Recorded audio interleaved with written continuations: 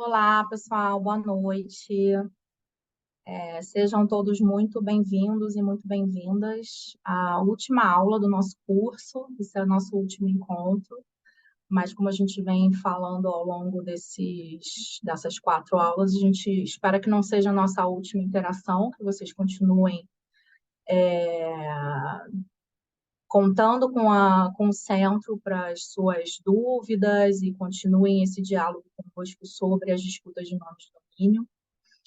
Como vocês sabem, né, no programa a gente hoje tem um professor muito especial, uma pessoa convidada, o Gustavo Moser, que já está aqui com a gente. O Gustavo, ele é advogado na equipe de arbitragem internacional da LexNex UK. Ele fica baseado em Londres. Gustavo é doutor em Direito Comercial Internacional pela Universidade da Basileia, na Suíça. Ele atuou como consultor jurídico no Centro de Arbitragem e Mediação da OMP, em Genebra, e também tem uma experiência prévia na equipe jurídica da London Court of International Arbitration, em Londres. Gustavo também tem ampla experiência, já trabalhou como advogado em setores privados, tanto na França como no Brasil. Ele tem uma experiência vasta de quase 2 décadas, né, com temas relacionados a mecanismos de resolução de disputas transfronteiriças, direito de compra e venda internacional, direito de propriedade intelectual, direito internacional privado, e ele tem uma longa contribuição acadêmica nessas áreas, tanto como com ensino, extensão de pesquisa, publicações e como professor. Gustavo tem qualificação no Brasil, em Portugal, na Inglaterra, no país de Gales, e daqui a pouco ele vai inventar um outro país também. O Gustavo é especialista aqui no nosso Centro de Resolução de Disputa de Nomes de Domínio da Câmara da BPI, com o qual ele vem contribuindo de forma brilhante. A gente fica muito feliz de tê-lo no nosso quadro como especialista.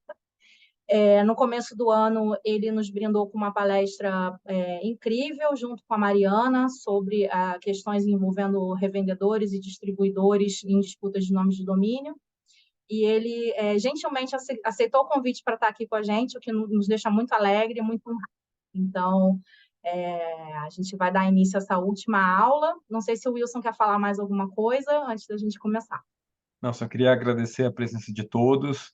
Aqui foi muito bom termos tido essa troca, e agradecer ao Gustavo por ter aceito o convite, e que foi uma feliz coincidência do fuso ter permitido, já que ele felizmente está no Brasil essa semana. Então, muito obrigado, Gustavo, em nome do Centro, por ter aceito e por nos brindar com a sua aula.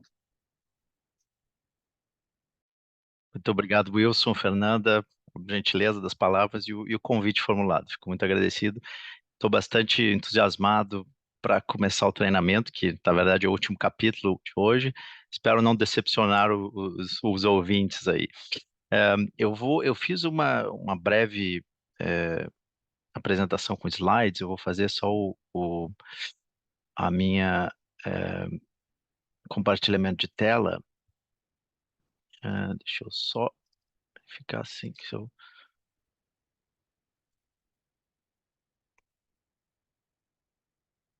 verificar se está tudo ok.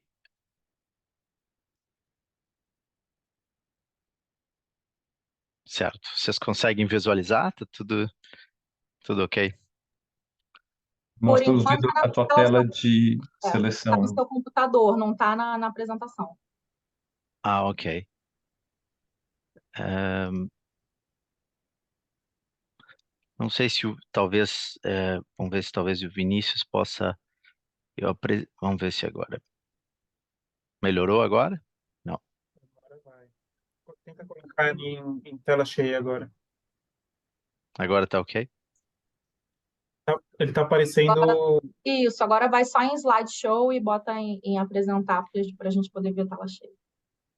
Boa, Isso. Tá agora ok assim? Perfeito. Então, só um glitch tecnológico, agora tá tudo ok. Vamos lá. Então hoje o terceiro elemento, vocês já foram muito bem servidos com o primeiro e o segundo elemento. E hoje vamos falar do terceiro registro ou uso em má-fé no âmbito dos nomes de domínio.br. Vamos fazer um pouquinho de um plano de apresentação. para a gente organizar um pouco a nossa exposição. Então, já vamos conversar um pouco sobre má-fé, um conceito, escopo e tipologia. Num segundo momento, um regulamento SASE versus o DRP, uma distinção muito particular com relação, obviamente, ao terceiro elemento, a outras questões que já foram abordadas nas aulas anteriores. E o terceiro e último momento, vamos conversar um pouquinho da natureza adjudicatória da decisão, tá? Decisão administrativa e judicial, algumas sutilezas com relação a esse aspecto adjudicatório da decisão administrativa sob o nome de domínio. Muito bem, então, iniciando a má-fé, conceito, escopo e tipologia. Aqui é somente para a gente se ressituar, base normativa sobre a qual estamos discutindo, o SASE, os remédios jurídicos, transferência, cancelamento. Vamos lembrar também que o rigor probatório é o balanço de probabilidades, o que seria o mais provável ter acontecido na circunstância. Os pressupostos são esses três cumulativos, sobre os quais houve já uma certamente farta exposição que me antecedeu, e hoje eu vou tratar então do terceiro pressuposto, ou o terceiro elemento, como queremos nominar, a má-fé no registro ou uso do nome de domínio. Eu fiz um destaque, porque esse é uma das diferenças entre o DRP e os regulamentos SASE. A gente vai tratar daqui a pouco também desse aspecto, e também da implicação de ter que provar um ou outro, ou ambos, cumulativamente. Então, essa é a base normativa do SASE. Agora vamos, então, para o conceito, mais o conceito e o escopo de má-fé. Então, o que é a má-fé? A má-fé, então, é a previsão psicológica, o estado de consciência de desconformidade com o ordenamento jurídico. Então, pressupõe o elemento de intencionalidade. No âmbito do regulamento SASE, o que se pressupõe como má-fé é obter uma vantagem indevida, quer dizer, comportar-se de forma a violar ou lesar direitos de propriedade intelectual da reclamante. Então, no ambiente do regulamento SASE, é onde nos situamos a má-fé. Estamos sempre lembrando, a vantagem indevida, um comportamento que lese, de forma a lesar os direitos da propriedade intelectual. Um aspecto interessante de se colocar é que o ônus da prova recai sobre a reclamante, né? Obviamente que, de novo, o rigor probatório é balanço de probabilidades, o que é o mais provável que tenha ocorrido em vista do conjunto probatório, das circunstâncias. E um aspecto interessante de se notar para os futuros especialistas também que nos ouvem, que nos acompanham agora, que o especialista está autorizado a extrair inferências negativas do agir da parte reclamada. Então, não apenas a revelia de não apresentar a defesa, de não apresentar a resposta, mas eventualmente de também, por exemplo, não apresentar uma manifestação, uma ordem processual, ou outra manifestação que o especialista julgar relevante. Muito bem. Como vamos nos situar? Deixa eu só retornar aqui e voltar um pouquinho.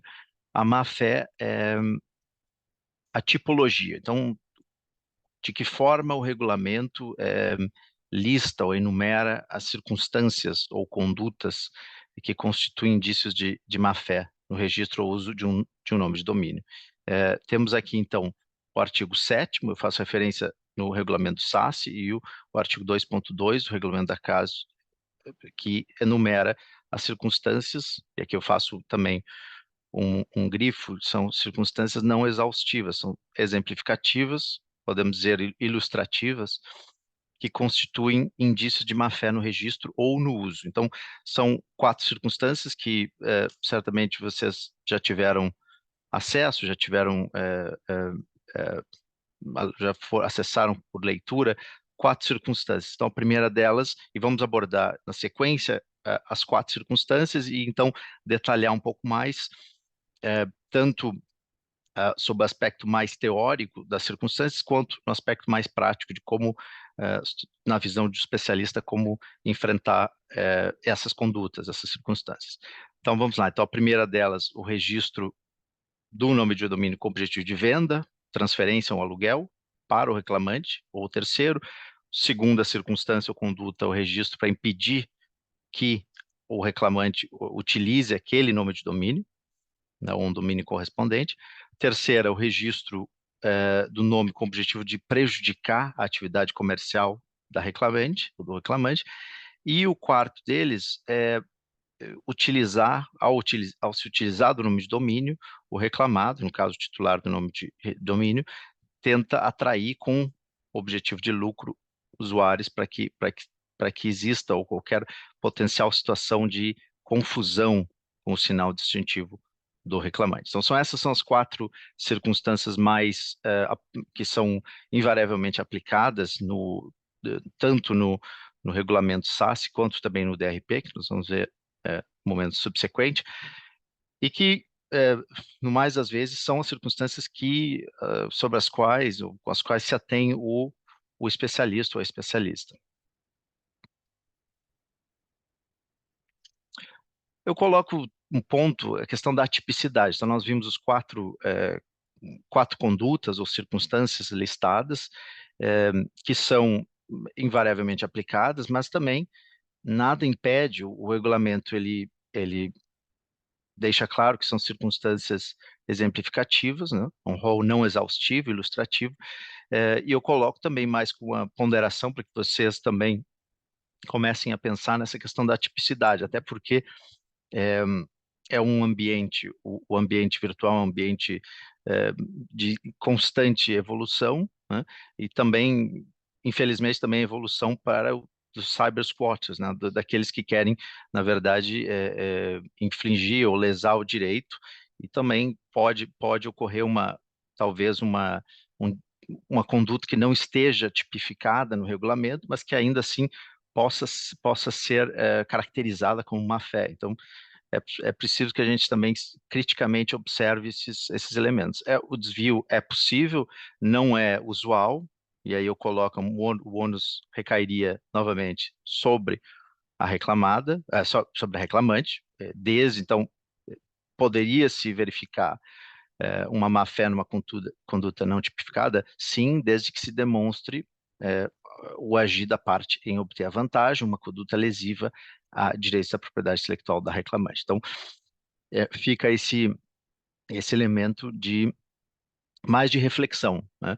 Na grande maioria dos casos, os especialistas vão aplicar e vão verificar, são casos talvez até às vezes mais singelos, em que se tem a conduta exatamente exemplificada nessas 4 hipóteses, ou 4 circunstâncias, como queiramos nominar. Muito bem, passado então essa introdução um pouco mais teórica, vamos então discutir as 4 circunstâncias tipificadas, digamos assim, e algumas que foram desenvolvidas pela prática jurisprudencial, digamos assim, da UDRP, que foram incorporadas pelo regulamento SASS, né?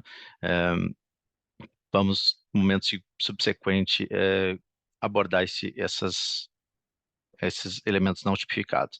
Então, vamos primeiro à conduta, circunstância 1, objetivo de venda, aluguel ou transferência do nome de domínio. Eu vou colocar só umas observações aqui e Fernanda, Wilson, Vinícius, eu coloquei também um slide para questionamentos por conduta, porque eu imagino que talvez até o final da conduta 4, depois notificadas, possa haver um acúmulo grande de condutas. Então, se os ouvintes participantes tiverem questionamento específico sobre a conduta sobre a qual estivermos discutindo no momento, vou deixar nos próximos slides para que isso seja direcionado, e aí passamos para a conduta subsequente. Então, a primeira delas, o objetivo de venda, aluguel ou transferência. É uma análise casuística, assim como todas as outras 3 condutas, né? Eu coloco aqui um ponto interessante que existe muito na prática, a prática de revenda por si só não caracteriza má-fé, há outros elementos que gravitam em torno de um cenário de má-fé, de revenda, que vamos verificar no momento posterior. Alguns fatores relevantes para a conduta de objetivo de venda. Então, voltando aos slides anteriores, aqui a gente está nos situando na má-fé, com o objetivo de venda, aluguel ou transferência. Alguns fatores relevantes sob a perspectiva do especialista. O grau de distinção da marca e natureza do nome de domínio, né? Por exemplo, aqui são 2 exemplos fictícios que eu coloquei: Porsche, o traço São Paulo, e o Dior perfume, marcas com grau de distinção e somadas a um termo descritivo ou de indicação geográfica, como São Paulo. Lembrando aqui, lembrando também a primeira aula com o Wilson sobre o primeiro elemento, então aqui eu coloquei grau de distinção da marca, mas outros sinais distintivos que possam também possam apresentar, são fatores que devem ser considerados também, né? Patronímico, nome empresarial, apelido, etc. Muito bem, então essa conduta, a conduta primeira, alguns critérios que caracterizam essa conduta, né? Então, de novo, grau de distintividade, reputação do direito da propriedade intelectual, então não necessariamente a marca, aqui também uma latitude maior de direitos no âmbito do regulamento SASSE, alta probabilidade da reclamante conhecer os direitos da reclamante, por exemplo, no caso fictício do Porsche, uma prática reiterada de registros abusivos, né? Então, se é possível demonstrar que o reclamado reiteradamente registra nomes de domínios que com um certo teor abusivo, conteúdo do site, quer dizer, links de competidores do reclamante, um conteúdo lesivo a direitos da reclamante, um pedido, por exemplo, de contrapartida para troca ou permuta do registro do nome de domínio, né, para que seja transferido. Então, isso é um critério que possa caracterizar essa conduta ou circunstância primeira de objetivo de venda, né? Uma permuta ou também algo que me parece importante pontuar, forçar uma solução negociada, né? Ofertar ou leiloar o nome de domínio, né? Por um valor que extrapole os custos necessários associados ao registro e manutenção do nome de domínio. Então, há certas nuances aqui, especialmente se for uma empresa que tenha esse negócio de vendas, que é um caso um pouco à parte, que deve ser verificado. De novo, por isso coloquei a questão da análise casuística. Não é um caso necessariamente fácil, mas em muitos dos casos que eu particularmente ou me envolvi ou diretamente ou indiretamente, nessa circunstância ou conduta 1, ou há uma oferta de valor exorbitante para o nome de domínio, né? Ou há uma prática reiterada ou há um pedido de contrapartida, um pedido mais forçando uma solução do que realmente tentando um consenso de solução. Muito bem, eu verifiquei aqui 2 casos recentes, não vou detalhar eles, mas eu deixo para os participantes a referência. Um deles, o Starlink, que é um caso do .br da WIPO, que houve efetivamente uma oferta de 50 milhões de reais pela venda do nome de domínio, que aí realmente, de um certo modo, facilitou para que o painelista, o especialista no caso, determinasse que a conduta foi, de fato, caracterizadora de má-fé, embora também o painelista entendeu que havia outras circunstâncias de má-fé, e é importante também a gente fazer um breve parênteses, que essas condutas elas estão invariavelmente interligadas, é muito difícil que se tenha uma conduta que não tenha uma relação, uma conexão com outras, né? Muito, muito difícil. Inclusive é assim que houve uma oferta de valor bastante exorbitante, considerado o valor do registro do nome de domínio. E a Vale também recente na Câmara da BPI, em que também não houve uma oferta, mas o painelista entendeu que havia indícios de que o objetivo subjacente ao registro foi circunstância primeira, também aplicou outras circunstâncias, mas esse eu coloco aqui 2 exemplos mais recentes para que vocês possam apreciar os fatos um pouco com mais tempo no momento oportuno. Então essa, de um modo geral, a conduta, a circunstância primeira, ela tem elementos mais palpáveis, mais tangíveis, especialmente se há uma prova de que houve efetivamente uma oferta, né? Pode ser uma notificação extrajudicial, uma troca de e-mails em que há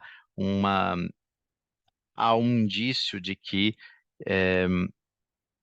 se registrou com objetivo de venda. E vamos lembrar que o rigor probatório, de novo, é o balanço de probabilidades. Se há indícios que convençam, que formem o juízo de convencimento do especialista a esse respeito, isso seria suficiente para que o especialista se satisfaça que houve, de fato, houve uma conduta lesiva, né? E nesse caso, a conduta primeira. Mas sempre lembrando que, na grande maioria dos casos, há mais de uma conduta em que o especialista pode, é claro que vai se ater ao pedido da parte, mas possivelmente pode haver um pedido alternativo da reclamante, em que se o especialista é convidado a decidir se houve conduta 1, 2, 3, 4 ou uma conduta atípica. Então, quanto a essa circunstância, eu coloquei, então, um slide de questionamentos. Se não houver questionamentos, nós passamos diretamente para a circunstância ou conduta segunda. Sei, Vinícius, se você quer abrir o...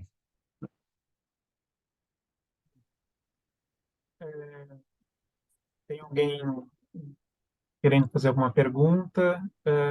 Boa tarde, boa noite já. Amanda? Tudo bem? Vocês me escutam bem? Sim. Uhum. Obrigada pela explicação, Gustavo. Estava bem interessante. Coincidentemente, você trouxe esse caso da Starlink. E hoje eu atuo num escritório de advocacia. A gente está cuidando desse caso, pois eles questionaram a decisão do NIC-BR judicialmente, né? E a gente revendo os fatos, acho que é até legal trazer, assim, até para os outros ouvintes, né? Para ter conhecimento que realmente, além da proposta de 50 milhões que eles fizeram, né? Que na época o escritório tentou negociar um valor, né, para comprar, né, o nome de domínio, eles fizeram essa proposta absurda, né, de 50 milhões, também houve provas que eles não usavam, né, o domínio propriamente. Eles tinham o domínio registrado, acho que uns 6 anos, eles não usavam. Então, vocês também consideraram isso na decisão administrativa, né? Acho legal trazer esse ponto para conhecimento dos ouvintes, né? Mas muito interessante. Era só esse acréscimo mesmo. Tá ótimo, obrigado, Amanda. A gente vai tratar desse, que na verdade foi o não uso, né, a posse passiva, que vai Isso. ser, que vai ser, na verdade, o que eu entendo como cenário mais de atipicidade, né? Não necessariamente parte do regulamento, quer dizer, mas é uma construção Uhum. mais jurisprudencial. Mas ótimo, bacana saber, e coincidência também, que É. você está envolvido também. Que bom, Exatamente. Legal. obrigado. Tem mais algum questionamento, comentário, observação? Não? Pode mandar no chat também, se preferirem, que a gente lê aqui. Isso, ótimo, boa lembrança, Vinícius.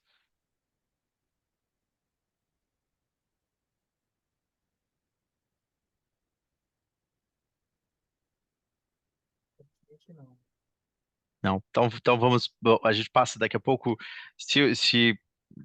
de novo, o chat está aberto, né, Vinícius, para questionamentos durante a exposição também, tá ótimo. Então vamos então para o questionamento, vamos para a conduta, a circunstância número 2, o objetivo de impedir que a reclamante registre o nome de domínio. Gustavo, só um segundo. Chegou uma pergunta aqui de Juliana Castelo Branco. Algum Uhum. ponto de diferença no tratamento entre a UDRP e SACI? Com relação a essa conduta, certo? Juliana, se puder. Oi, boa noite. Isso, Boa tudo noite. bem, Gustavo? Boa noite. Tudo bem, Juliana?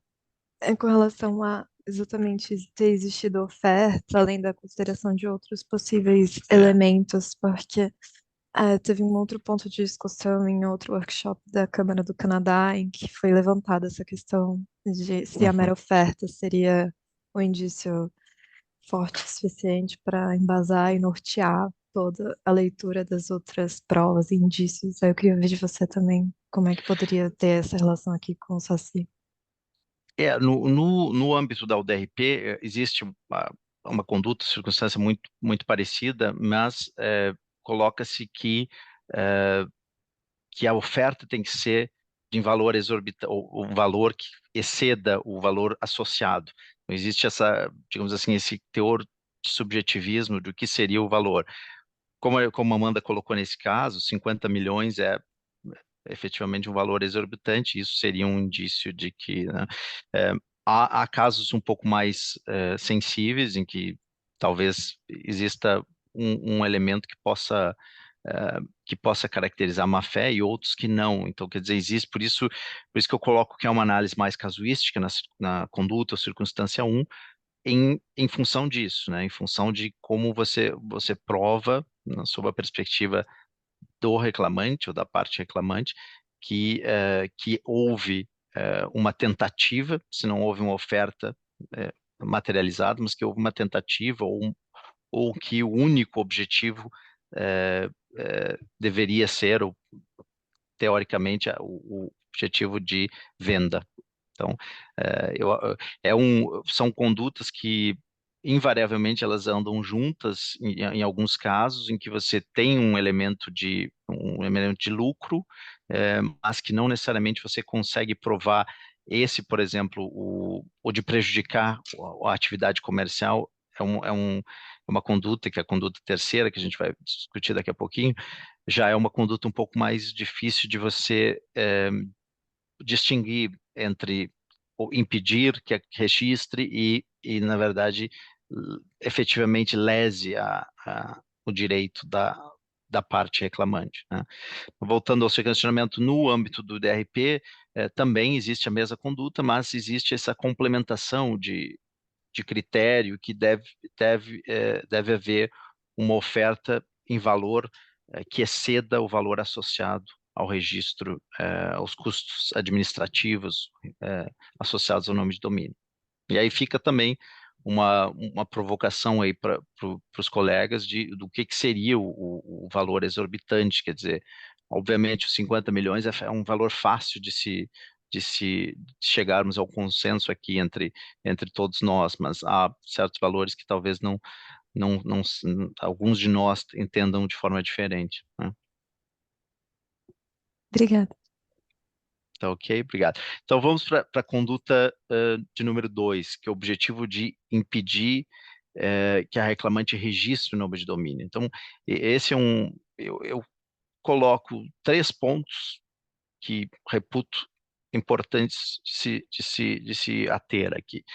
De novo, sob a perspectiva do especialista. Então, deve-se atentar para a natureza do nome de domínio, lembrando como é a anatomia do nome de domínio, reproduz a marca, o sinal distintivo, mais um elemento descritivo, um elemento de indicação geográfica.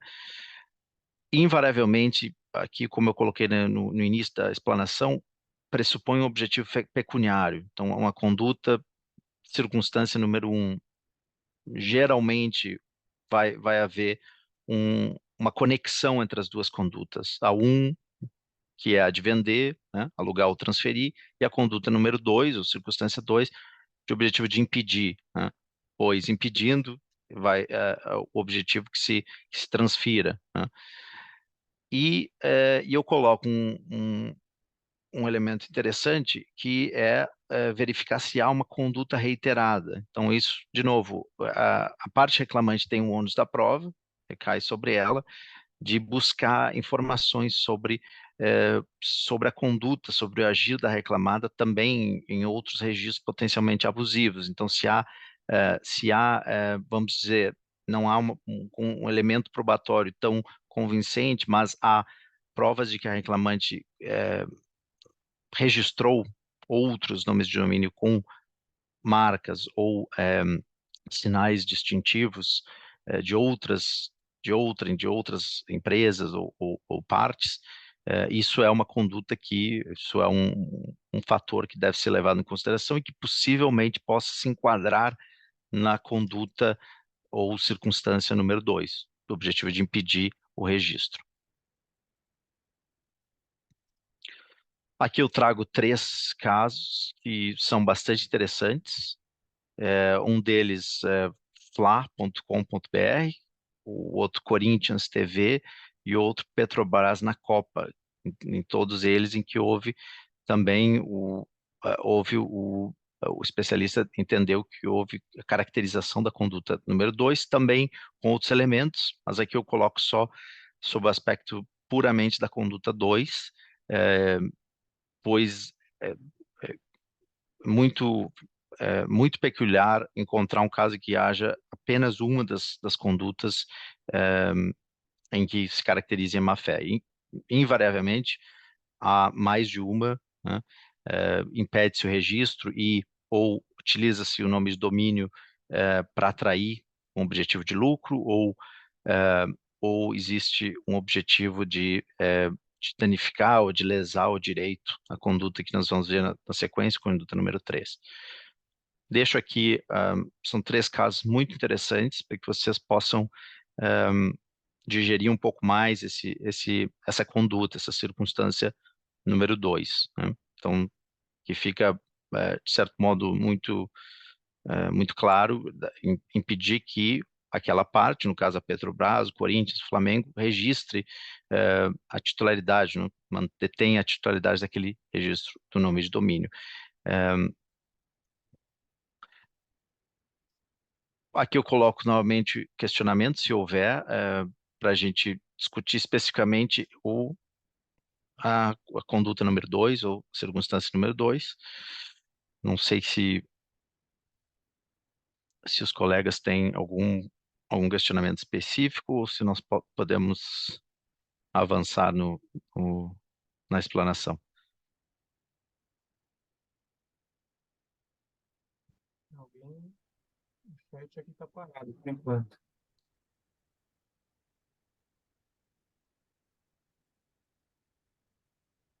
Esse ponto, Gustavo, se puder fazer um comentário, é interessante talvez notar aqueles casos que talvez tenham mais enquadramento nessa segunda hipótese, né, de impedimento de registro, naqueles casos em que o domínio é exatamente a marca, sem nenhum acréscimo, né? E eu acho que tem talvez um peso nesses casos em que o domínio não tem acréscimo nenhum. Então, e às vezes também, além do reclamado ter a marca sem nenhum acréscimo, às vezes ele tem outros domínios com a marca e acréscimos, né? Então, você vê que de fato ele está mirando ali naquela empresa, né? Exatamente, E esse ponto é interessante, Vinícius, porque nesse caso, possivelmente num caso como esse, existe uma outra conduta associada, ou é um interesse de venda, né, que aí seria uma aplicação da conduta primeira e da conduta segunda, no caso, né, ou possivelmente tenha uma conduta associada ao uso, ou a posse passiva, como a Amanda colocou, do caso do Starlink, ou mesmo possivelmente teoricamente, né, prejudicar a atividade também, né? Então é interessante que essas 4 condutas elas são enumeradas num rol como se fossem completamente independentes, mas ao fim e ao cabo elas têm uma ligação muito interessante, né? Isso sob a perspectiva da parte reclamante é interessante sobre a argumentação jurídica, né, como é que você monta o caso para demonstrar que existe a má-fé nas circunstâncias 1, 2, 3, 4 ou circunstância atípica, e sob a visão do especialista também, de verificar a totalidade das circunstâncias apresentadas e do elemento do conjunto probatório, né? Um outro ponto também que eu vejo interessante, às vezes associado a esse segundo item, que alguns especialistas acabam enxergando no caso, e que eles colocam aquela questão de de aferir que naquele caso o reclamado ele tinha que ter tido talvez pelo domínio ser exatamente a marca, do reclamado ter um ônus ali de ter verificado no INPI se aquela marca não era registrada, né? Às vezes eu vejo associado essa fundamentação, essa linha B. Acho interessante esse ponto. Também. Isso é interessante para aquelas empresas que gerenciam um aporte grande de nomes de domínio também, né? Isso é uma possibilidade de mitigação ou não da conduta que depois o especialista vai ter que examinar, né? Se isso seria ou não, eximiria ou não da responsabilidade, de que forma, né? De que forma foi feita essa verificação, essa verificação antes do registro, né? Um ponto interessante. Tá? E espero que o pessoal faça perguntas. Aí já chegamos agora a 31 pessoas, estão quase todos presentes aqui nesse momento. Então, fiquem à vontade, pessoal, para interagir, viu? Por favor. Vamos deixar um ambiente bem descontraído, não tem eu tô de gravata aqui, mas é bem descontraído o ambiente mesmo, não tem. Muito bem, então vamos para o elemento conduta circunstância terceira, o objetivo de prejudicar a atividade comercial da reclamante. Essa é uma circunstância interessante. Eu coloco três pontos que devem ser ponderados no âmbito de aplicação, sob o ponto de vista do especialista. Geralmente se aplica uma noção mais ampla, mais extensiva de competidor, né? Aqui não necessariamente deve ser alguém que atua em oposição, quer dizer, né, uma oposição que pode ser direta ou não, né? Então aqui fica também um elemento de subjetivismo, né, do que quem seria o competidor, né, para prejudicar a atividade da reclamante. Eu coloco aqui dois exemplos que talvez sejam os mais recorrentes nessa conduta, que são ex-clientes ou parceiros comerciais, representantes comerciais, e aí vocês já analisaram a questão do segundo elemento com relação a representantes comerciais, então não vou tocar nesse ponto, mas geralmente são os que possivelmente as clientes, e aí com um parênteses que também toca no ponto do segundo elemento, né, que não se inclui a crítica não comercial genuína, né? Então, prejudicar tem essa defesa do reclamado, né? E essa noção um pouco mais expansiva, mais ampla de competidor, né? Não necessariamente um competidor que atue no mesmo ramo, mas alguém que atue em oposição e que tenha um objetivo, um ânimos pecuniário no seu agir, né? Então, novamente, aí fica um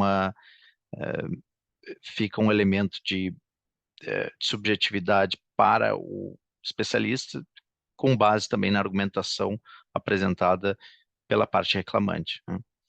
Então, o que seria o prejudicar a atividade comercial da reclamante, né? Então, fica essa ponderação. Aqui eu deixo 3 casos que me parece interessantes para discussão: o atendimento Brastemp, o Electrolux Serviços e o Kirkland. São 3 casos que ilustram um pouco, de novo, em alguns deles houve também a caracterização da má-fé em outros, com base em outras condutas, né? Mas vale a pena verificar especificamente este ponto. E eu deixo aqui também, obviamente, questionamento para a conduta circunstância 3. Não sei se há alguma outra ponderação, observação. A gente passa para as outras, conduta 4 e outros, que são condutas que, na verdade, a circunstância 4 é uma circunstância bastante, digamos assim, bastante popular no âmbito de nomes de domínio, né? Talvez seja meio que um coringa, assim, para os reclamantes, e que utilizam, talvez, da atipicidade, do não uso também, para que obtenham o sucesso no seu pleito, né?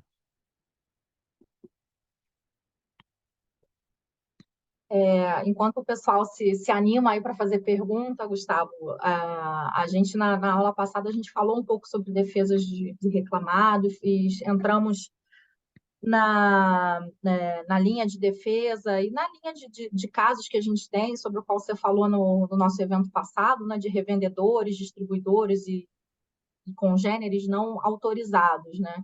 E que muitas vezes eles vão acabar entrando nessa linha aí também, mesmo não sendo um concorrente direto da titular da marca, eles se usam do poder de atração da marca para colocar ali um selinho na sua própria atividade sem que isso corresponda à realidade, né? Então, são pessoas que operam esses nomes de domínio, às vezes para um negócio real, né? Para uma assistência técnica, um distribuidor e tal, mas que não tem o direito de se chamar o oficial, de usar a marca. Então, em alguma medida, também atrapalham a atividade comercial do titular da marca, por estar ali se valendo de uma prerrogativa que é só dos licenciados, da rede oficial, de distribuidores, revendedores, assistência técnica, etc. Então, também, assim, quando a gente está falando de prejudicar a atividade, concorrência, etc., como o Gustavo disse, é sempre um espectro mais amplo. A gente também precisa ter esse olhar mais ampliado de pode estar prejudicando diretamente, sendo um concorrente direto, ou alguém que está se passando por um licenciado, autorizado, etc., quando não é, né? Tá aí oferindo uma vantagem indevida usando esse poder de atração da marca. E muitas vezes gente que registra se passando por autorizado, tarará, e na verdade é uma fraude aquilo ali, é um site que é fraudulento, está vendendo um produto que não existe, ou está só ali coletando dados. A gente também passou por alguns exemplos desses aí de usos indevidos e fraudes associados aos nomes de domínio. Perfeito, Fernanda. Bom, eu acho que podemos passar para a conduta de número 4, circunstância 4, o objetivo de criar confusão com intenção de lucro. Aqui eu só coloco porque é um pressuposto um pouco mais extenso, só reproduzo novamente aqui para que os colegas tenham o teor completo da conduta, né?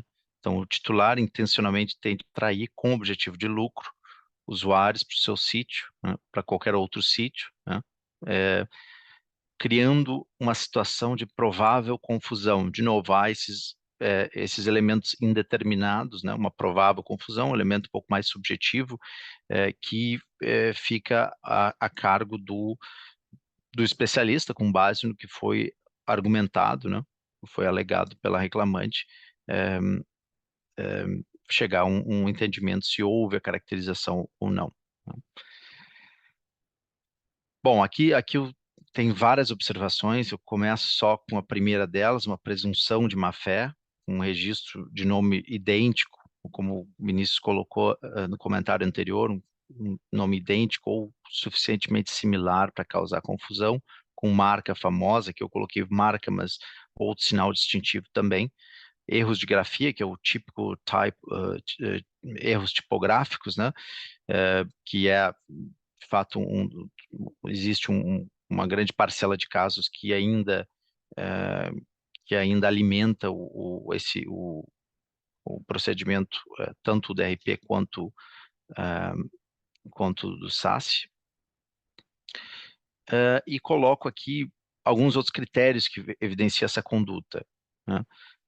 Então, vamos lembrar, vamos nos situar novamente, circunstância 4, objetivo de criar uma confusão com a intenção de lucro.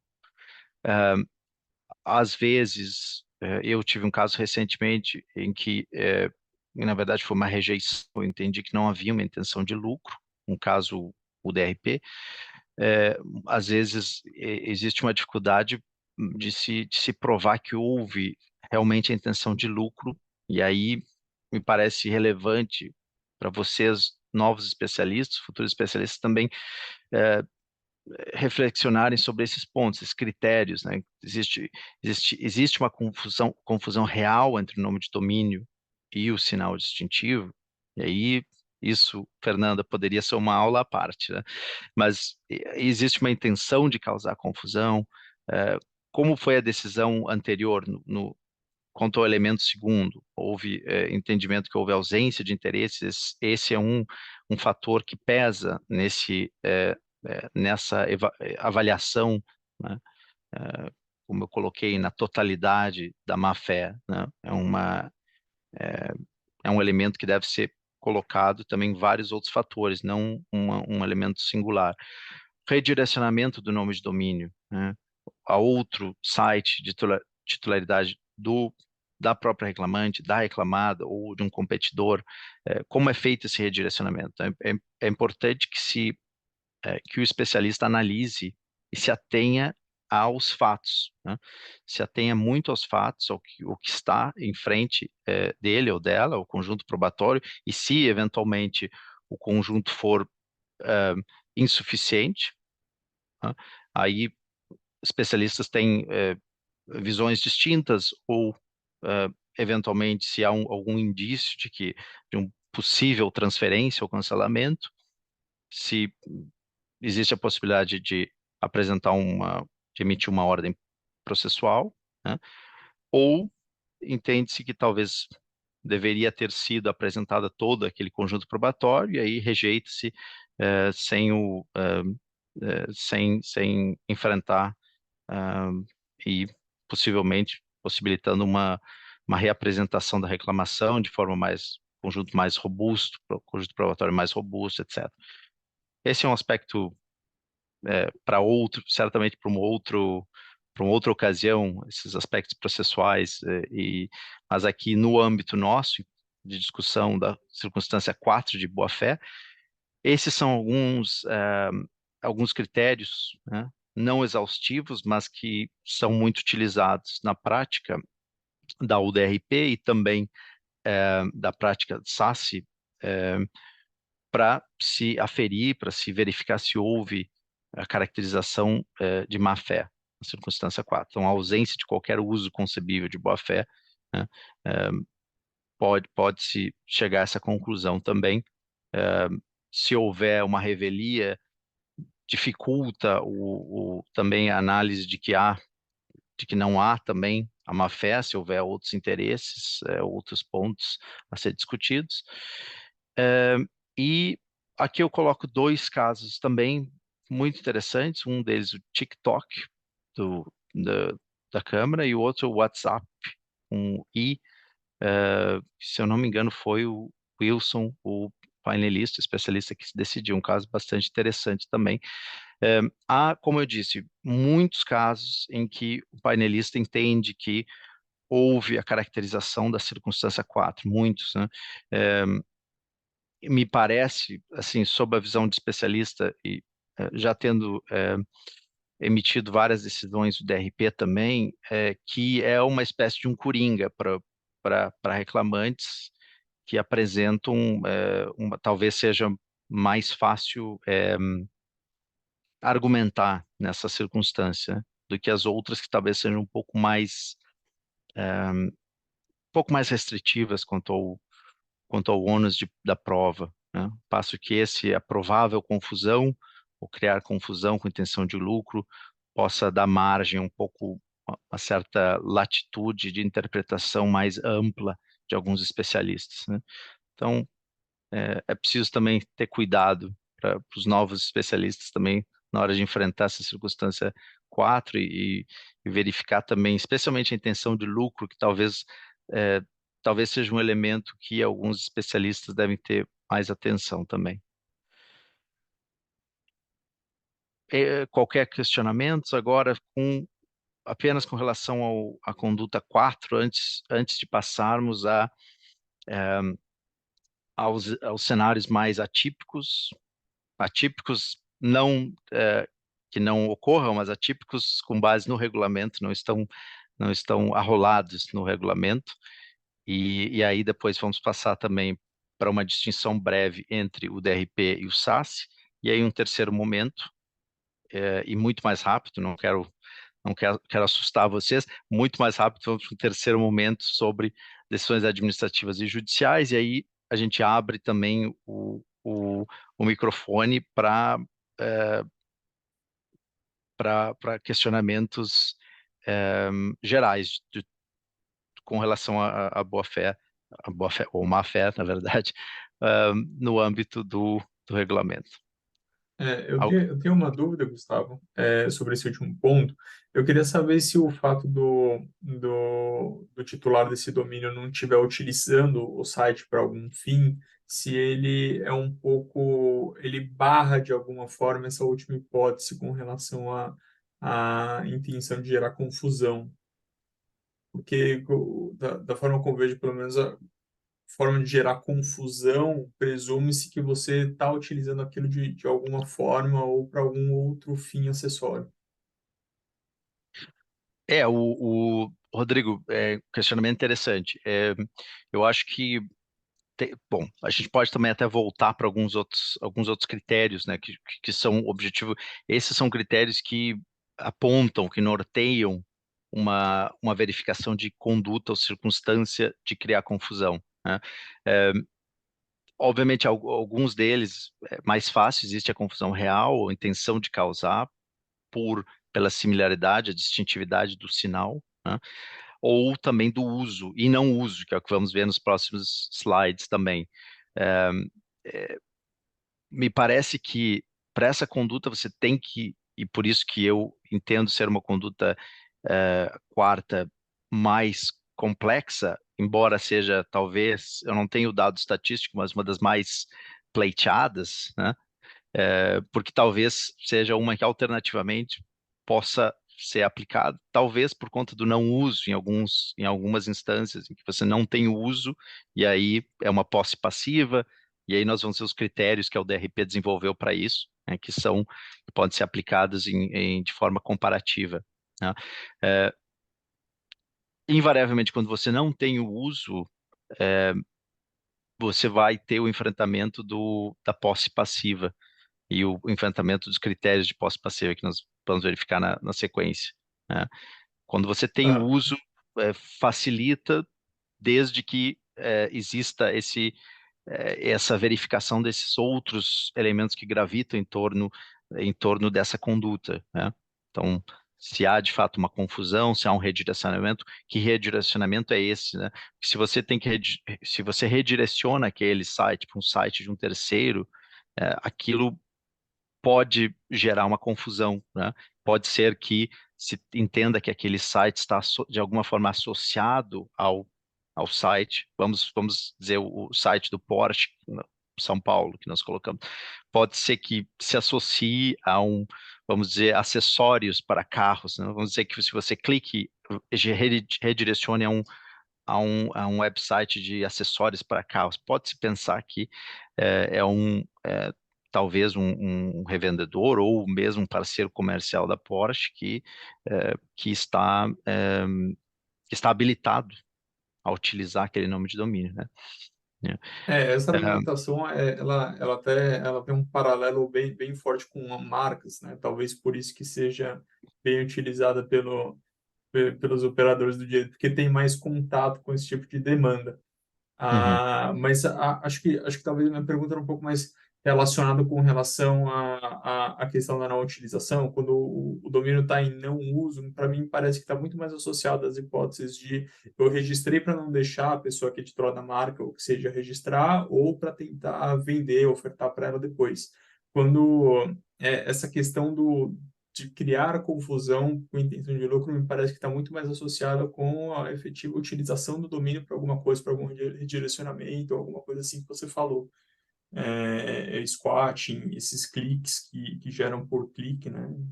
Dinheiro, enfim.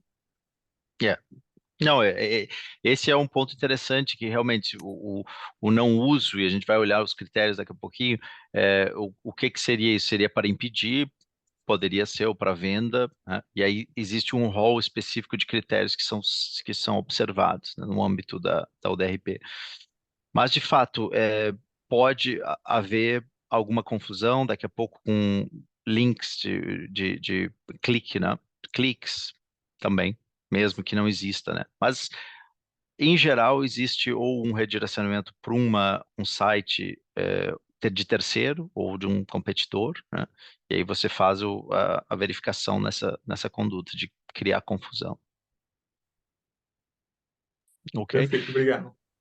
Obrigado pela pergunta, Rodrigo. Então, vamos passar então para o... Eu só voltei aqui para a gente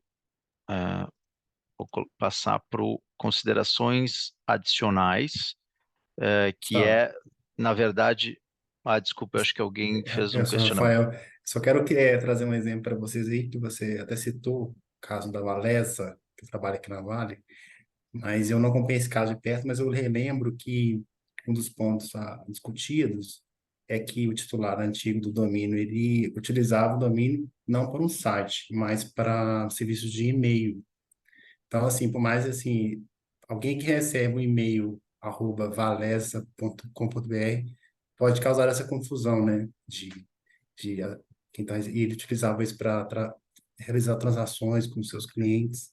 Então, só para trazer um exemplo prático que teve um uso que pode levar a esse entendimento de confusão. Perfeito, Rafael. Você me ajudou, me antecipou no slide subsequente, que é realmente as considerações adicionais, que é o que também o Rodrigo pontuou. Quais são outras as considerações que não necessariamente estejam arroladas ou exemplificadas na conduta 1, 2, 3 e 4, né? Por exemplo, considerar a natureza, de novo, do nome de domínio, que é uma consideração que permeia todas as 4 condutas, né? O conteúdo do site, e aí realmente o pagar por clique, Rodrigo, que a gente comentou também, o material difamatório, inverídico, e aí sempre tem aquela nuance com o que é uma crítica genuína e não comercial, que vocês verificaram nas aulas anteriores, mas aqui é um conteúdo mais difamatório, inverídico, e o propósito de uso, Rafael, que é o que você coloca do envio de e-mails, né? Sites que não estão sendo utilizados, mas têm a habilitação para o envio de e-mails, né? Isso é uma consideração em que se pode apresentar, verificar, caracterizar a má-fé, links maliciosos, etc. Eu mesmo, em alguns casos, já entendi por bem em caracterizar a má-fé com sites que não necessariamente continham conteúdo ativo, mas existia uma habilitação para envio de e-mails e havia prova, de novo, o ônus recai sobre a reclamante, havia prova de que clientes da reclamante foram abordados pelo reclamado, nesse caso o DRP, em que ficaram assim, foram abordados sobre potenciais dados sensitivos de informações pessoais ou pagamento de faturas, etc. Então, sim, é preciso considerar também o conteúdo e o propósito de uso, qual é a forma de utilização, um envio de e-mails, né?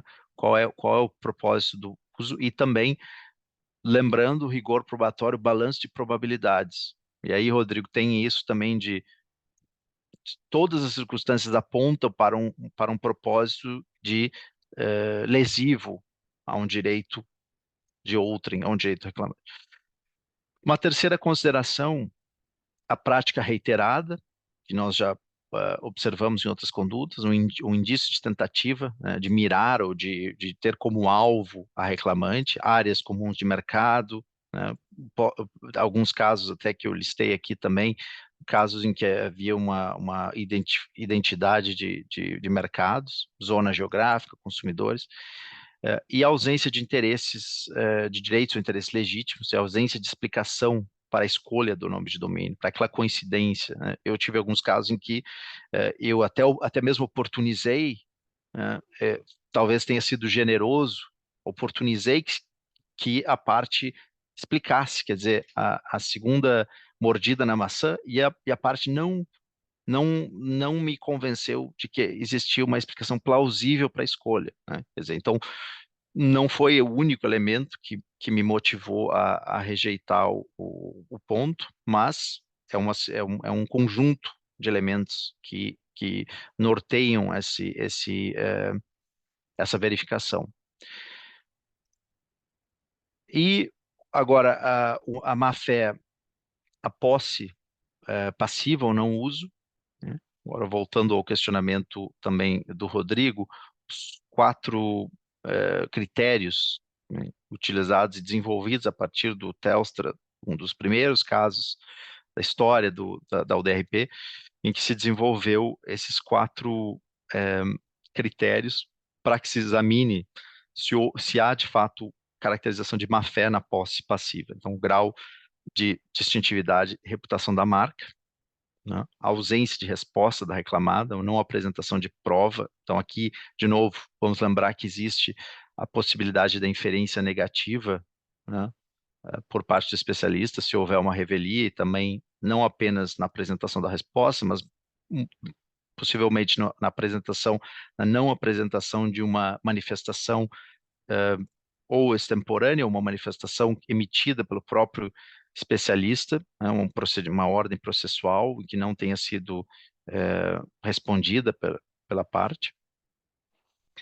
A atitude da reclamada de esconder sua identidade, com os mecanismos de privacidade, que eu tenho algumas reservas quanto a esse ponto, não necessariamente entendo que por si só seja um elemento caracterizador, e apresentação de falsos dados de contato. Aí sim, já me deparei, infelizmente, com um número significativo de dados falsos de contato, né? E a falta de plausibilidade de qualquer possível uso em boa-fé do domínio registrado, né? E aí, realmente, é uma conclusão, não há elementos que possam apontar para uma boa-fé do uso do nome de domínio, né? Gustavo, só se a gente pode voltar um pouquinho sobre essa parte do ocultar a identidade, só lembrando, gente, que esse é um caso do ano 2000, é um dos primeiros, como o Gustavo disse. Nessa época em que essa construção de Telstra foi feita, não existia, ainda a gente estava meio que engatinhando em nome de domínio, registro, não existiam ainda os serviços de privacidade, que a gente chama de Privacy Shield, que são bem comuns, e nem se falava em LGPD, GDPR, não se falava em nada disso. Então, hoje, a gente também precisa analisar essa questão de privacidade com um pouco mais de cuidado, né? De novo, como a gente vem falando reiteradamente em todas as aulas, não é uma circunstância isolada, é todo o conjunto da obra ali. Então, também privacidade, olhem com lentes de 2023 para essa decisão antiga. Ainda continua nos norteando, mas a gente, né, evoluiu já um pouco. Perfeito, exatamente. E isso também se aplica para os dados falsos de nomes, né, cidades, países inexistentes. Quer dizer, não se tolera hoje que se tenha que se tenha essa conduta, né? Não me parece. Eu já decidi em alguns casos que esse é um dos fatores que caracterizam a má-fé, não um fator singular e independente, mas um fator que faz parte do conjunto, da totalidade. E realmente, como a Fernanda colocou, a privacidade deve se olhar quando vocês olham também sobre o aspecto dos revendedores, etc. É preciso se pensar no mercados de hoje, como são as interações comerciais, né? Como se evoluiu e como se talvez necessite um pouco de repensar alguns critérios, né? Então é possível.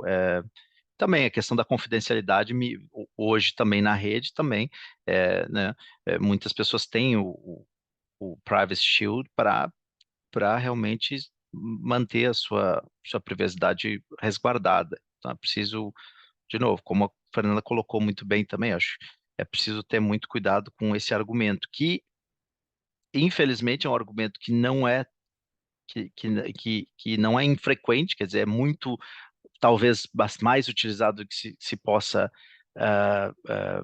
prever, em que reclamantes, eu me deparei com vários desses casos, inclusive em minhas decisões eu faço observações com relação a esse ponto, que entendo que é um aspecto que deve ser um pouco mais pensado um pouco mais com outras lentes do nosso século. O pessoal que Muito bem. não atualizou o modelinho de reclamação que usam há 10 anos, aí continua usando o mesmo, né? Exatamente. Infelizmente acontece.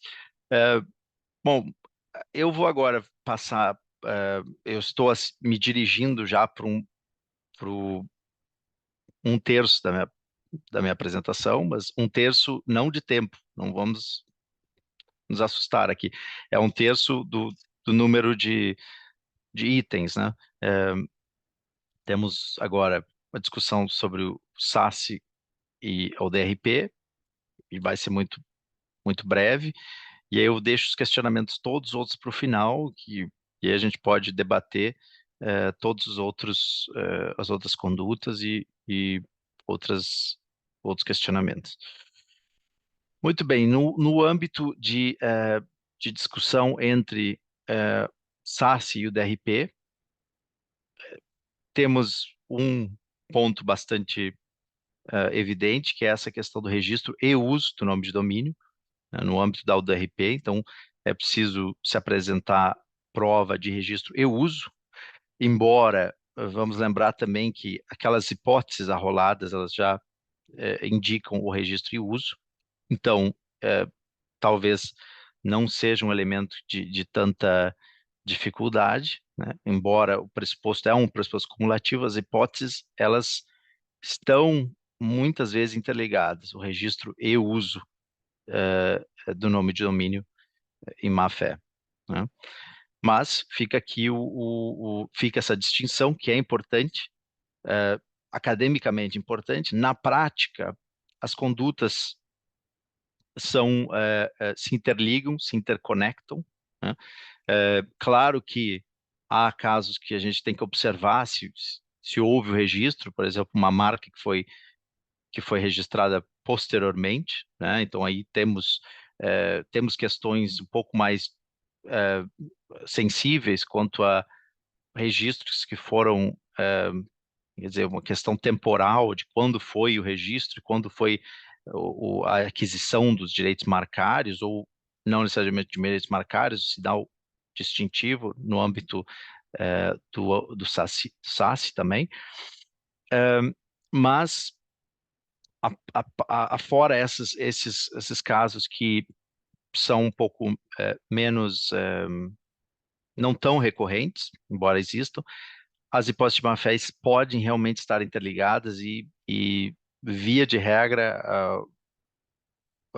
a parte vai argumentar que há uma interconexão de registro e uso, né?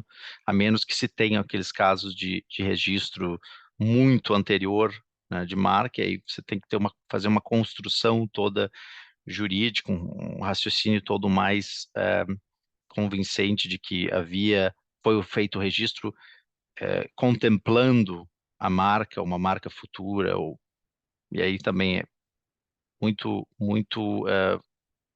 casuístico, né? E aqui o parágrafo 4b da UDRP enumera as circunstâncias de registro e uso de má-fé,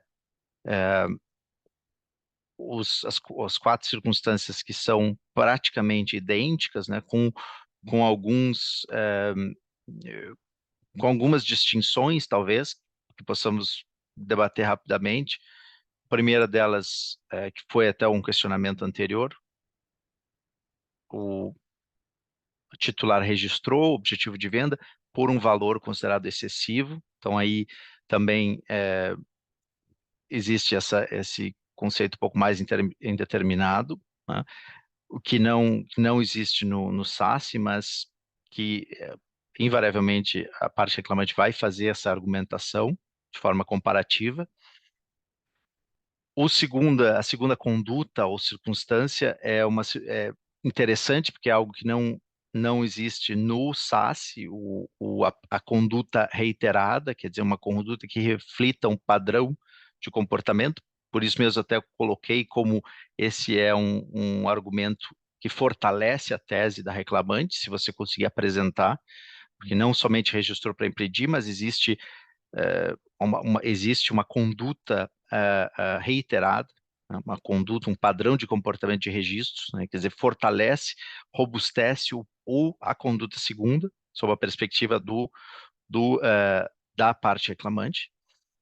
E a distinção final é, claro, o DRP são direitos marcários, né? Então é um universo um pouco mais restrito do que a latitude que existe no âmbito do regulamento SASSI, né? Então a marca da reclamante, né?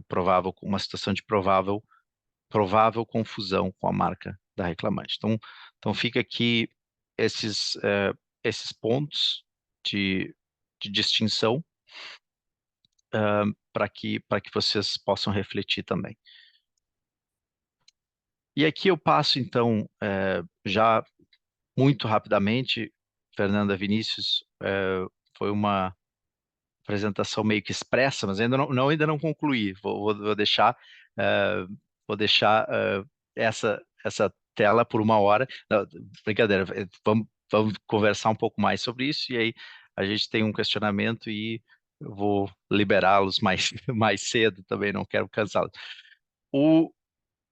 É importante ter em mente, eu acho que o Vinícius tratou desse tema no início do curso, né, que as decisões emitidas no âmbito do regulamento, tanto do SASSI quanto da UDRP, estão sujeitas a uma reapreciação, né, uma apreciação de novo do mérito, né. Então, quer dizer, a natureza adjudicatória seria uma natureza mais administrativa, né.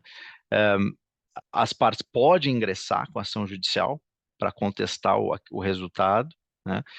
Então, existe previsão no regulamento, né. Então, existe 15 dias úteis da notificação, a partir da notificação, após o que vai ser feita a implementação da decisão, né, transferência ou cancelamento, por exemplo. No âmbito da UDRP, são 10 dias da notificação da decisão, né. Em termos de verificação, de judicialização, a BPI tem um sistema muito bom e também por uma equipe muito competente, verifica todas essas decisões que foram judicializadas. No âmbito da OMP, também até pelo um volume muito grande de decisões, não se tem até porque não se tem esse acompanhamento, né? Eu me recordo, tendo trabalhado na OMP também, a Fernanda vai se recordar também, eventualmente uma parte apresentaria uma cópia de uma decisão ou de uma petição inicial, digamos assim, em que informaria que houve uma judicialização daquele caso, daquela disputa de nome de domínio, né? Não me recordo de mais do que uma mão cheia de instâncias em que fomos informados, na época em que eu trabalhei na OMP, de decisões contestadas em cortes judiciais. E, francamente, não me recordo de nenhuma decisão em que houve a reversão também. Isso não quer dizer que não exista essa reversão, pode ser, sim, que exista, imagino que sim, mas isso demonstra que existe também uma prática de se implementar a decisão, de se aceitar, talvez também pela qualidade da decisão.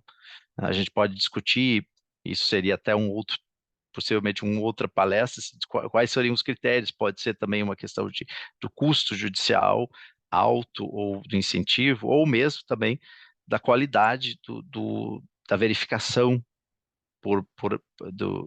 e talvez de verificar que não haveria possibilidade de mudança, né, e risco de talvez repercussões monetárias em cortes judiciais, né, uma litigância de má-fé ou algo que pudesse gerar um custo adicional à parte que demande judicialmente para alteração.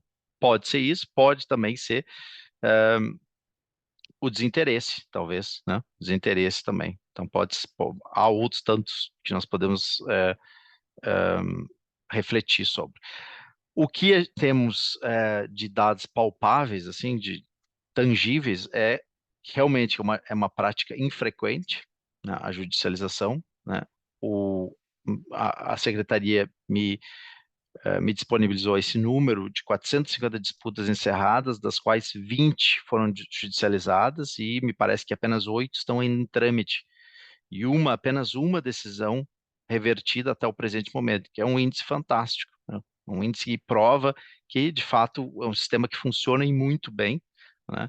E que, embora se preserve o direito de ingresso judicial, da tutela judicial, de se contestar, não se utiliza, né?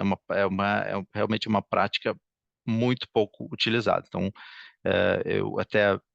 o Vinícius me apresentou um quadro dos últimos 5 anos e que existe até um certo declínio de percentual. Esse é um percentual de 4,5, que é baseado em todos os anos desde que se iniciou o serviço da BPI, né? Então, é um índice muito animador, né, de que estamos, a BPI, o centro, está no caminho certo de realmente produzindo e auxiliando na produção de decisões robustas e que realmente apresentam aí a justiça de nomes de domínio. É bem servido. Eu vou fazer só uma breve conclusão, porque eu entendo que nem todos os ouvintes, apenas uma minoria é candidato a novos especialistas, embora não queira dizer que alguns de vocês não venham a ter interesse no futuro, e também muitas vezes se compreendendo sobre o aspecto especialista, como o especialista pensa, muitas vezes auxilia aqueles de vocês que praticam e apresentam reclamações de forma mais frequente, né? Vamos sempre lembrar 2 pontos muito importantes: a cognição sumária do procedimento, né? Sempre lembrar disso, que você tem uma mordida na maçã, como dizem os anglo-saxões, mas possivelmente, se você enfrentar algum especialista, talvez uma maior generosidade, ou que veja que há um certo indício que você possa expandir, né? Mas não confie nessa generosidade.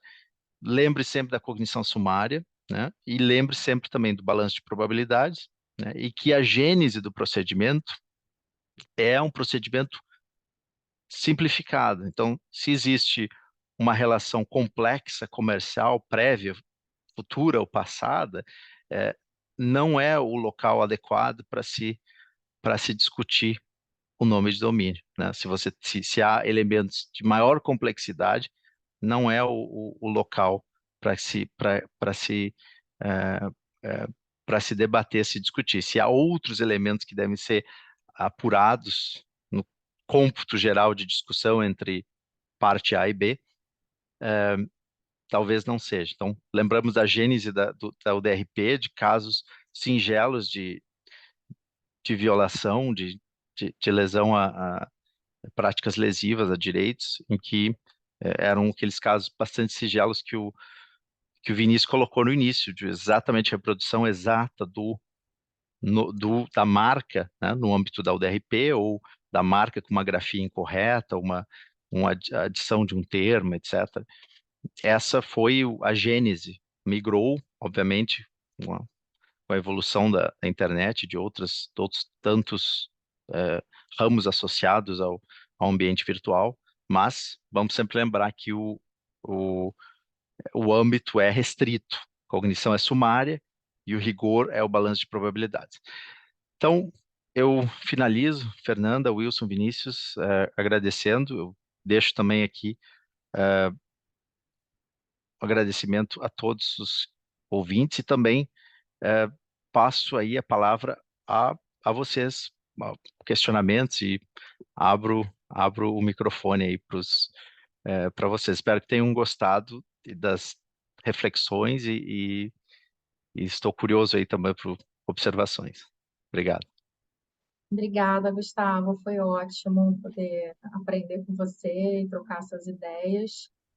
A gente, de novo, agradece por ter aceito o nosso convite, por estar aqui com a gente.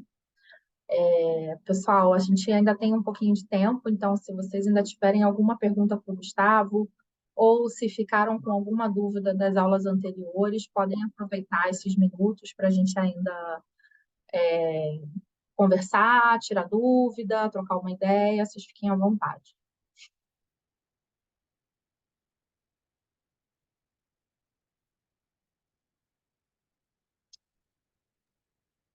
E o Gustavo mencionou a questão de novos possíveis especialistas. A gente tem na descrição desse curso.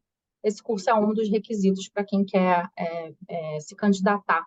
Então, por isso que foi feita essa menção. Mas a gente sabe que a gente tem um grupo bastante forte e, ao mesmo tempo, diverso aqui, de pessoas que estão tendo o primeiro contato, pessoas que já apresentaram várias reclamações aqui com a gente. E a gente tenta contemplar todos, né? Então, também estamos abertos a ouvir feedback de vocês, se foi aquilo que esperavam ou não, algo que tenha faltado, para a gente melhorar para o próximo.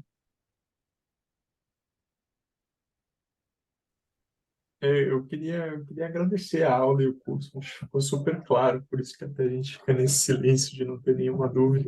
Mas muito obrigado pela aula, foi super esclarecedora, todas as aulas do curso, e eu também não tinha tanto contato com esse tanto domínio dos domínios, mas a gente eu acabei saindo bem satisfeito com o conteúdo que foi dado. Obrigado. Que bom, que bom.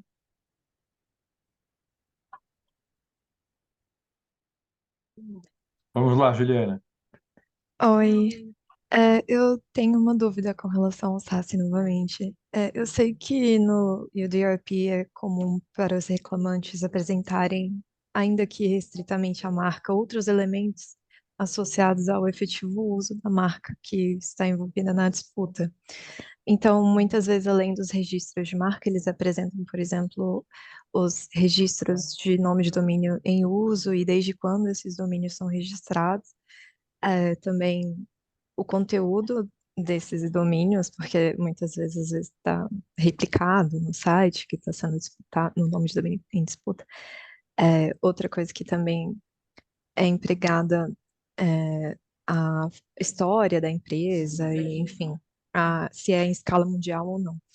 E aí, como aqui no SASS eu entendo que além da marca, o nome empresarial, patronímico, outros elementos são associados também como representante de direito para obtenção de uma decisão favorável, eu queria ouvir também quais outros elementos de prova são associados em paralelo aqui ao SASS.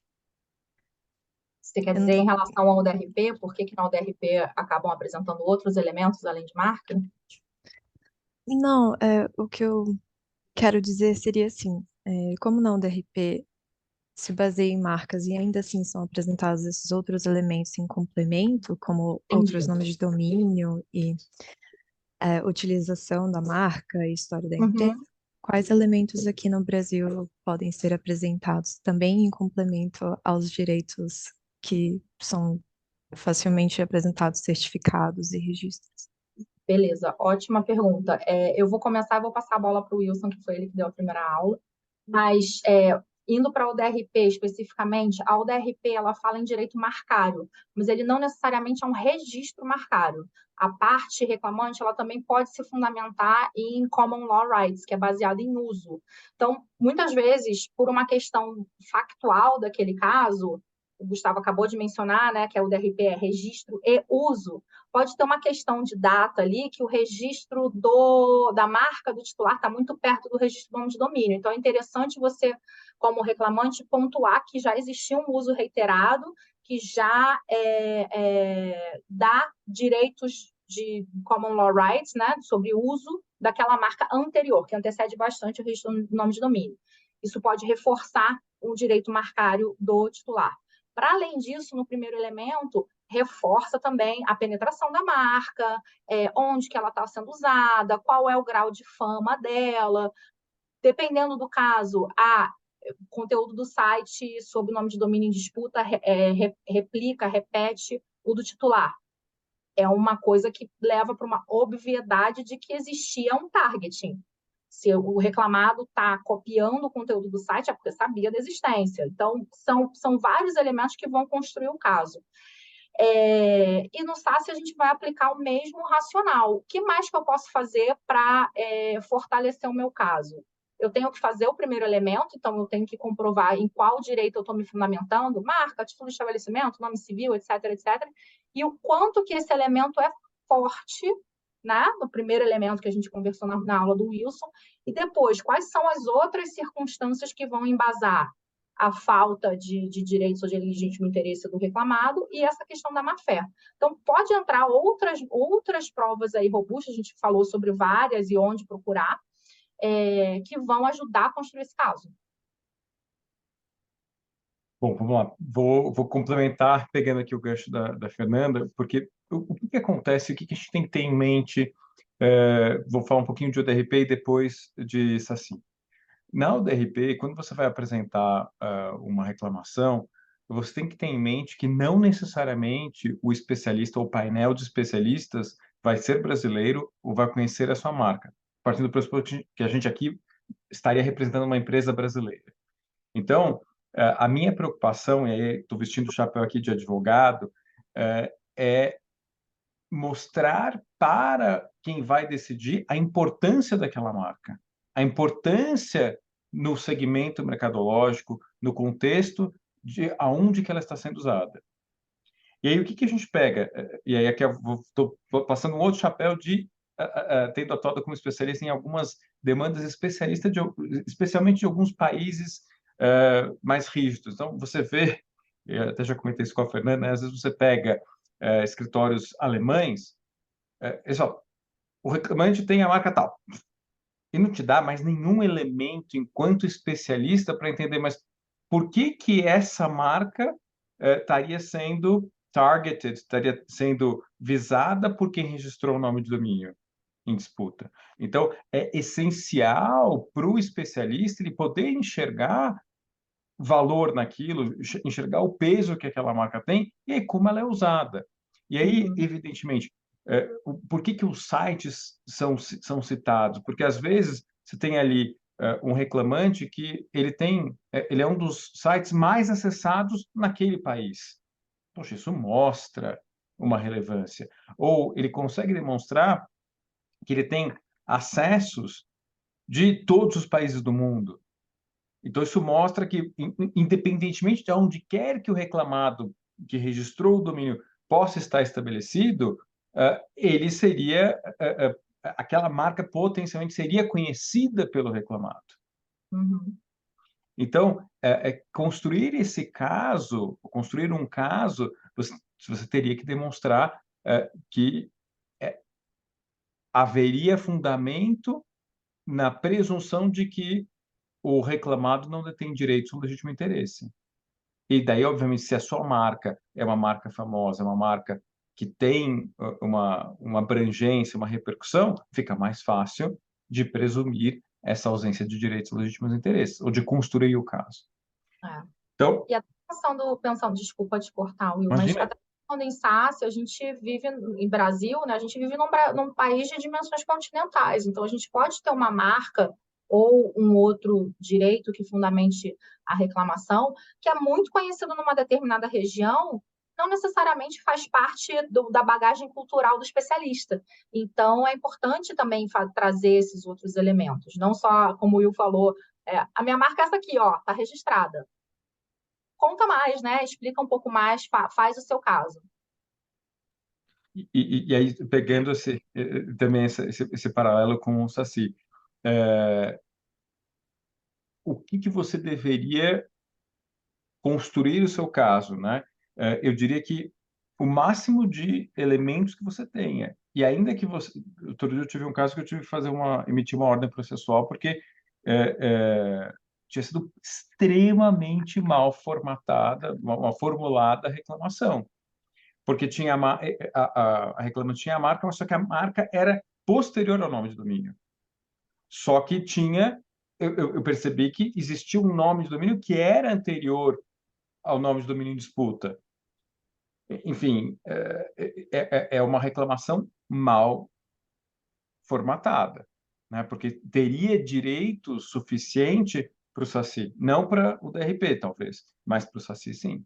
Então, quando você constrói a narrativa, você mostra essa multiplicidade de direitos, fica muito mais fácil para o especialista poder falar, não, olha, nesse caso, a marca é posterior, mas você tem toda uma concatenação de uso anterior à marca, ou uso anterior ao registro da marca, né? E tanto na UDRP quanto no SASSI, não necessariamente as partes estão assistidas por advogados, né, ou representantes legais, elas podem se autorrepresentar. Mas os especialistas tendem a ser mais rígidos quando estão representadas. É tipo, olha, você está vendendo um serviço, você deveria apresentar um bom trabalho aqui. Então, também não contem com um especialista num bom dia que vai emitir uma ordem processual, e pode simplesmente dizer, ó, você não entregou os elementos, não fez o seu caso, tchau. Especialmente se é um escritório especializado. E aqui eu vou falar um pouquinho da minha régua. Minha régua em relação a advogados que você percebe que não são da área, ela é um pouco mais tolerante.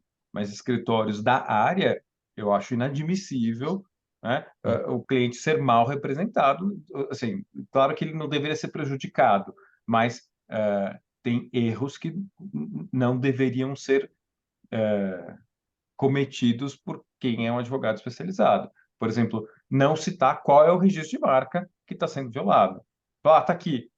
E aí você vai dar um trabalho para o especialista de achar numa listagem que já aconteceu comigo, 1000 marcas, qual que era o fundamento da reclamação. Né? É o tipo da coisa que você fala, poxa, não faz sentido. Né? Assim, faça o seu serviço adequadamente e facilite a vida do especialista. Né?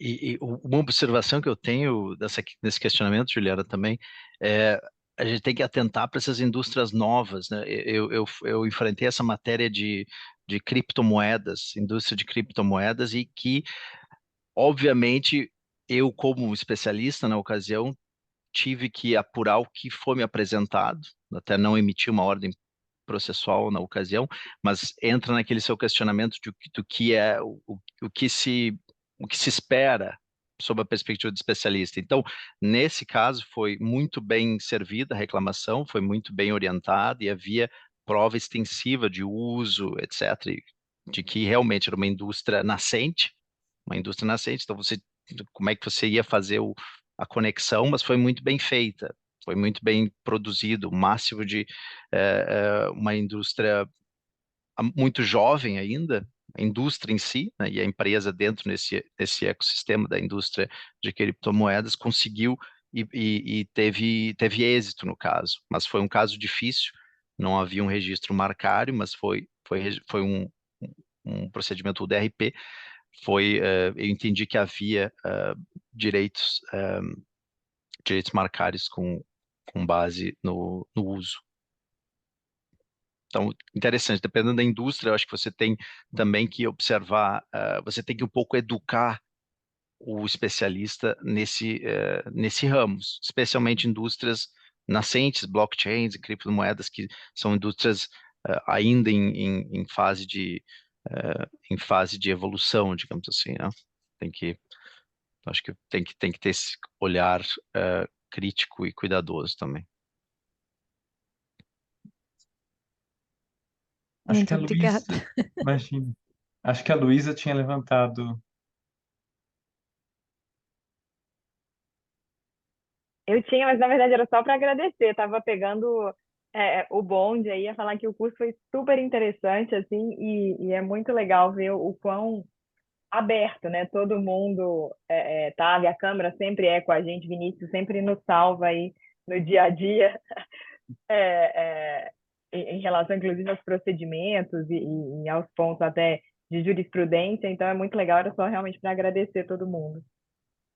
Que bom, ficamos felizes, Luísa. Obrigada. Gente, qualquer sugestão, recomendação, por favor, encaminhe, porque a gente está sempre tentando tornar o centro mais transparente, o mais parceiro possível, né? A gente introduziu, agora já faz algum tempinho, mas essa prática das ementas nas decisões, que a gente imaginou que isso facilitaria um pouco o trabalho de pesquisa. A gente tem essa preocupação em ter o site mais amigável, mas, enfim, por favor, qualquer sugestão sempre é muito bem-vinda. Sempre bem-vinda. E esse ano a gente começou também a mandar um e-mail mensal com todas as decisões que foram emitidas naquele mês. Então, para quem trabalha com essa área, eu acho super interessante, que aí vocês conseguem ver o que está tendo de caso novo, já tem os links para as decisões para vocês revisarem. Então, quem ainda não está inscrito, recomendo que se inscreva, podem perguntar ao Vinícius. E o nosso site a gente também reformulou há pouco tempo. Eu mencionei aqui que a gente agora tem uma busca de decisão super útil, super legal, dá para vocês aprenderem bastante. A gente tem muito conteúdo lá dentro, modelo de reclamação, modelo de resposta, e continuem contando conosco sempre que precisarem. E como o Wilson disse, o feedback é bem-vindo, o centro serve, né, para a gente fazer a nossa parte dentro do ecossistema de propriedade intelectual, dirimindo esses conflitos, que se não existisse o SASSI, se não existissem o centro e os outros centros, iriam inevitavelmente para o judiciário, né? Seriam mais difícil para todo mundo. Então, a gente conta com vocês também para nos ajudarem a estar sempre melhorando nesse serviço que a gente presta. Tá bom? Então, agora eu vou liberar todo mundo. Agradecer Obrigada. também. Posso, Fê, só falar rapidinho? Claro, Pessoal, Vini, por favor. quero agradecer a todos. Alguns, inclusive, já me ligaram hoje mais cedo, já falamos um pouco, fiquei contente. Estou super à disposição, como a Fê falou, aí tem muito conteúdo lá no site. A gente está aqui para atender, fazer o melhor possível e sempre aberto a feedbacks. E aí, estou à disposição, né? Sempre interessante aqui o curso para vocês tirarem dúvidas. Se me ligarem, eu provavelmente não vou falar muito de mérito com vocês, né? Principalmente durante o expediente, lá por conta da imparcialidade. Até interessante essa questão que eu tenho que atender os dois lados, né? Então a gente não tem que primar pela imparcialidade ao máximo. E aí eu sempre já começo falando, olha, recomendo que vocês consultem um advogado, né, quando não está, ou olha, nesse ponto eu não posso entrar, mas enfim, o procedimento funciona dessa forma, então sempre assim. Mas depois do expediente, o pessoal aqui que é do curso, né, quem sabe a gente conversa mais a fundo aí em relação a casos específicos. Acho que é bem legal. Então, estou à disposição aqui de todos. É um grande prazer. Tá ótimo. Obrigada a todo mundo, obrigada pela participação. E só mais um comentário, né? Para quem realmente quer acompanhar não só as decisões do nosso centro, mas eu acho que vale a pena mencionar, como a gente acabou falando muito de UDRP, normalmente todos os outros centros de soluções de disputas também têm mailing lists que mandam as decisões. Então, é uma outra ferramenta interessante para quem quer estar atualizado com as tendências de jurisprudência. Tá bom? Maravilha. Beleza, pessoal. Obrigada a todos. Obrigada novamente, Gustavo. E a gente se vê no próximo curso. Prazer, obrigado pelo convite. Obrigado, Gustavo. Um abraço. Um abraço. Boa noite. Tchau, gente. Até breve. Boa noite. Obrigado, pessoal. Boa noite.